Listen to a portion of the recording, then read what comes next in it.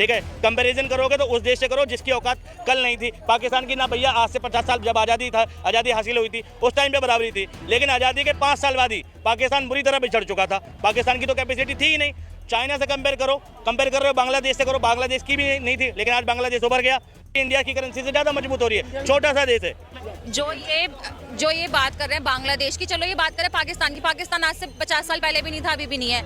US जैसा देश, UK जैसा देश, कनाडा जैसा देश आज से 50 साल पहले बहुत अच्छा था, बहुत अच्छा था।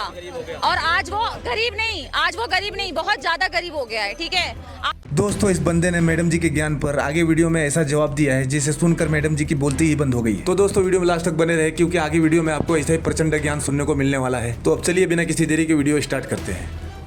चलो भाई, ये बताइए मैम, चलिए सवाल करता हूँ, महंगाई है कि नहीं मोदी राज में? है, एक सेकेंड, महंगाई है, मैं बताती हूँ महंगाई है, महंगाई, मगर अगर मोदी राज में महंगाई है और अगर आप इसको इकोनॉमिक साइज देखो ना तो बाकी देशों से कम है। कैसे कम? कौन मैं बताती हूँ, पड़ोसी देश अपना पाकिस्तान, इसमें मैं आपको ना एक सेकेंड मैं आपको यूएस तक कंपेयर करूंगी, सर,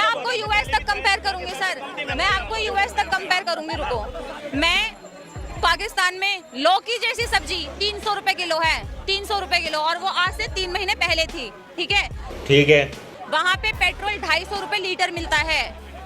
दूसरी चीज, यूएस, मैं आप चाइना पे भी आऊंगी। यूएस जैसा देश है जो बहुत जिसको लोग बहुत ज्यादा सोचते हैं कि हम यूएस में जाके बसेंगे। यूएस में 10 साल में 3 बार इन्फ्लेशन आ चुका है। यूके दूसरी बार इन्फ्लेशन क्राइसिस पे है। अच्छा, कॉस्ट ऑफ लिविंग यूके में बहुत ज्यादा है, न्यूजीलैंड में कॉस्ट ऑफ लिविंग बहुत ज्यादा है। ठीक है, दूसरा, चाइना में कॉस्ट ऑफ लिविंग क्यों नहीं है, चाइना में महंगाई क्यों नहीं है? क्योंकि चाइना के सारे सॉफ्टवेयर्स, सारे एप्लीकेशंस वो इनबिल्ड हैं। वो कोई भी सॉफ्टवेयर, कोई भी एप्लीकेशन बाहर के देश से इंपोर्ट नहीं करती है, वो सब कुछ अपना देश बोलेंगे। मैं तुम्हें अभी समझाता हूँ। नहीं, बांग्लादेश की करेंसी से तुम पाकिस्तान से कंपेयर कर रहे हो तो बांग्लादेश से भी कंपेयर करो। बांग्लादेश की करेंसी डॉलर के मुकाबले कहाँ और इंडिया की करेंसी डॉलर के मुकाबले कहाँ है? किसी भी दुनिया में मेजरमेंट के लिए जो मानक है, जैसे समय का मानक सेकंड है, ऐसी पूरी दुनिया में करेंसी का मानक डॉलर है। तो ये बताओ 2014 के पहले कितने रुपए का $1 था और 2014 के बाद कितने रुपए का $1 है? और बांग्लादेश के कितने रुपए का $1 था 2014 के पहले और अभी 2023 में बांग्लादेश के कितने रुपए का $1 है? ठीक है, कंपैरिजन करोगे तो उस देश से करो जिसकी औकात कल नहीं थी। पाकिस्तान की ना भैया आज से 50 साल जब आज़ादी हासिल हुई थी उस टाइम पे बराबरी थी, लेकिन आज़ादी के 5 साल बाद ही पाकिस्तान बुरी तरह बिछड़ चुका था। पाकिस्तान की तो कैपेसिटी थी ही नहीं। चाइना से कंपेयर कर रहे हो, बांग्लादेश से करो, बांग्लादेश की भी नहीं थी, लेकिन आज बांग्लादेश उभर गया। इंडिया की करेंसी से ज़्यादा मजबूत हो रही है, छोटा सा देश है। ठीक है भाई, कुछ ना कुछ तो नीति होगी। अब ये बताओ, डेमोक्रेसी के करप्शन के मामले में देख रहा था मैं, भारत की जो करप्शन के मामले में रैंकिंग थी वो 78 थी, अभी 83 हो गई। ठीक है, मोस्ट करप्टेड कंट्री में आ रहा है हमारा। ठीक है, ये कह रहे हैं कि भैया डंका बज रहा है। भाई आंकड़े नहीं रखोगे, मीडिया पे सिर्फ तारीफें सुनोगे तो तुम्हारे पास गलत इन्फॉर्मेशन आएगी। हंगर इंडेक्स में कहाँ गया, मीडिया की फ्रीडम में कहाँ गया, बताओ मुझे। प्रोडक्शन की बात है, अगर अनाज बट पा रहा है इतना सारा 80 करोड़ लोगों को, तो पॉलिसी थी लाल बहादुर शास्त्री की, हरित क्रांति बोलते हैं उसको। अकाल के बाद लाल बहादुर शास्त्री हरित क्रांति जैसी योजना लाते हैं, भाई पूरे देश में हरियाली आई। ठीक, श्वेत क्रांति, ये सब तो कांग्रेस की सरकारें करके गई हैं। मोदी जी की उपलब्धि बताओ, क्या नाम है? बोलेंगे। जो ये बात कर रहे हैं बांग्लादेश की, चलो ये बात करें पाकिस्तान की। पाकिस्तान आज से 50 साल पहले भी नहीं था, अभी भी नहीं है। यूएस जैसा देश, यूके जैसा देश, कनाडा जैसा देश आज से 50 साल पहले बहुत अच्छा था, बहुत अच्छा था। और आज वो गरीब नहीं, बहुत ज्यादा गरीब हो गया है। ठीक है, आप वहाँ पे ये नॉलेज अच्छी है, ये नॉलेज अच्छी है। नॉलेज आप रखोगे ना सर, मैं बताती हूँ, आप ये नॉलेज रखोगे तो आपको बहुत। इकोनॉमी है यूएस की, आपकी यूएसए की जो इकोनॉमी है कितने ट्रिलियन की है? इकोनॉमी का मेरे को आइडिया नहीं है, मैं जो चीज़ नहीं पता वो चीज़ मैं गलत नहीं बोलूंगी। बस हवा निकल गई।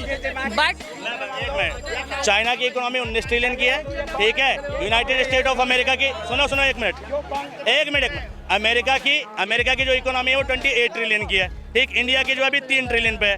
ठीक, तो आप कह रहे हो कि इंडिया वो यूएस पिछड़ गया, तो भैया यूएस की इकोनॉमी 28 ट्रिलियन और चाइना की 19 ट्रिलियन और इंडिया की 3 ट्रिलियन, कौन पिछड़ गया बताओ इकोनॉमी के मामले में? और सुनिए, और सुनो, इकोनॉमी में छोड़ो, पर कैपिटा इनकम में यूएस की जो पर कैपिटा इनकम है प्रति व्यक्ति आय ठीक है, विकसित देशों में उसकी 7वीं नंबर की पर कैपिटा इनकम है, इंडिया की 117वीं नंबर की पर कैपिटा इनकम है, इंडिया यूएस के बराबर ही पहुंच गया।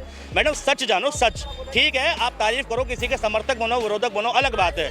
सही बात है। पहले कहाँ था इंडिया? आज से 50 साल पहले कहाँ था? आज से 50 साल पहले इंडिया की पर कैपिटल इनकम कितनी थी और यूएस की पर कैपिटल इनकम कितनी थी? बताता हूँ।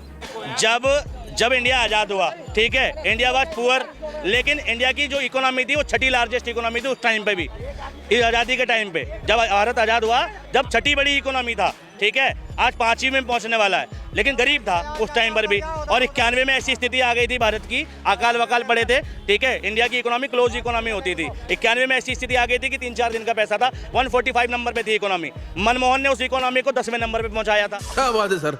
2014 में जब मोदी जी को सौंपी थी तो इंडिया की रैंकिंग 10th थी और 1991 में 145 थी, और मोदी जी 10वें से 5वें पे लाए और मनमोहन सिंह 145 से 10वें पे लाए। तो बताओ काम किसने ज़्यादा किया, मनमोहन ने या मोदी ने? You are a good question. तो वो 10वें से दोबारा 0 पे ही लाएंगे ना, वो 10वें से 0 पे ही तो लाएंगे। 10वें मोदी 10 से 0 पे लाएंगे ना, वो 10 से 145 पे ले जाके फिर से 0 पे लाएंगे। 10 पे लाने वाला ज़्यादा काम कर रहा है या 10 से 5 पे लाने वाला ज़्यादा काम? 145 से 10 पे लाने के लिए मार्जिन भी तो था। 145 से 10 पे लाने के लिए मार्जिन भी तो था। उस टाइम पे पॉपुलेशन क्या थी? अभी बदत है भाई, अभी बदत है। लेकिन सर आपके पास 20 लाख रुपए हो, ठीक, आप 50 लाख जल्दी बना लोगे, या आप पर कुछ ना हो तब 20 लाख जल्दी बना लोगे? एक गरीब आदमी गरीबी से उभरने में टाइम लगाता है, लेकिन एक बार वो अमीर हो जाए ना तो वो बहुत अमीर हो ही जाता है। जब तक देश की इकोनॉमी 1 ट्रिलियन इकोनॉमी नहीं बनी थी, तब तक देश के लिए चुनौती थी कि कैसे ट्रिलियन में पहुंचा जाए। लेकिन जिस वक्त 1 ट्रिलियन हो गई ना, 1 ट्रिलियन हो गई थी 2007 में, और 2 ट्रिलियन पता कब हो गई थी? 5 साल बाद ही हो गई थी। तो 1991 ठीक से आने में 1 ट्रिलियन आने में 2007, देखो कितना समय लगा, 17 साल, ठीक है। आप कुछ भी बोलो, ये नहीं सुनने वाला। क्या थी? और 2007 में पॉपुलेशन क्या थी? 2023 में पॉपुलेशन क्या है? 1991 में 100 सुनिए 1900 आप 145 से 10वें नंबर पे लाने की बात कर रहे हो। 145 से 10वें नंबर पे लाए, 145 से 10वें नंबर पे लाने के लिए उनके पास टाइम था, उनके पास मार्जिन था कि वो 145 से 10 पे ला सकते हैं। बोलने दे। वो 10 से 5 पे लेकर आए ना, अब 5 से 0 1 पे भी लेकर आएंगे। अब ऐसा तो नहीं कर सकते ना कि दिखाने के लिए वो पहले 5 नंबर से 25 नंबर पे लेके जाएं, फिर वापस से 5 नंबर पे लेकर आए, फिर 1 पे लेके जाएं। वो चीज़ तो पॉसिबल नहीं है। अगर पॉपुलेशन बढ़ रही है तो मैन पावर भी तो बढ़ी है ना, उस हिसाब से पॉपुलेशन बढ़ी है तो इंसान भाई देश में काम कार्य करने की क्षमता बढ़ी है, विदेश में जाने वाले लोगों की संख्या बढ़ी है, और विदेश में अगर लोग गए हैं तो शुद्ध कारक आय बढ़ी है, NFI बढ़ा है, net factor income from abroad बढ़ा है। भाई जितनी ज़्यादा पॉपुलेशन होगी उतनी ज़्यादा पॉपुलेशन काम करेगी तो इकोनॉमी में तरक्की होगी। तो भैया ये तो मोदी जी के लिए प्लस पॉइंट मिला, आबादी बढ़ गई तो घाटा थोड़ी है इकोनॉमी के मामले में। मेरा दिमाग खराब मत कर। और 91 में और 2014 में जब छोड़ के गए थे तो 120 करोड़ आबादी थी, 125 करोड़ आबादी थी, ठीक। 2001 में जब जनगणना हुई थी उस टाइम पे 100 करोड़ के आसपास, 103 करोड़ 104 करोड़ आबादी थी। 91 में 80 करोड़ के आसपास थी, ठीक है। तो जनसंख्या विस्फोट तो उस हिसाब से हुआ ही नहीं मोदी जी के आने के बाद, जिस हिसाब से पिछली सरकारों ने झेला। आज़ादी के टाइम पे भारत की आबादी जो थी वो लगभग 25-26 करोड़ हुआ करती थी। बात तो सही है। लेकिन उसके बाद जो ड्रास्टिक चेंज आया, भैया देखो कहाँ 25-26 करोड़, वहाँ 100 करोड़। मतलब कांग्रेस 25 से 100 करोड़ होने पर भी जवाबदेही थी उसकी कि भाई हम गैस महंगाई कंट्रोल करेंगे, और इसकी आबादी, इस बंदे की आबादी 100 से 130 करोड़ होने के बाद भी तय नहीं हो रही।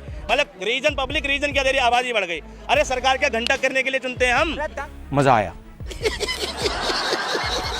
कैसे प्लस पॉइंट नहीं है भाई? मनमोहन की जब सरकार थी तो देश की जो एल्डर पॉपुलेशन थी वो 60% थी, और यूथ पॉपुलेशन जो थी वो 33% थी, ठीक है, और चाइल्ड जो थे 7% थे, ठीक है। उसके बाद मोदी जी की सरकार आई, ठीक है, एल्डर पॉपुलेशन हो गई 40% और यूथ पॉपुलेशन हो गई 50% प्लस में, ठीक है। चाइल्ड पॉपुलेशन, टीनेजर्स की पॉपुलेशन मिड में रह गई।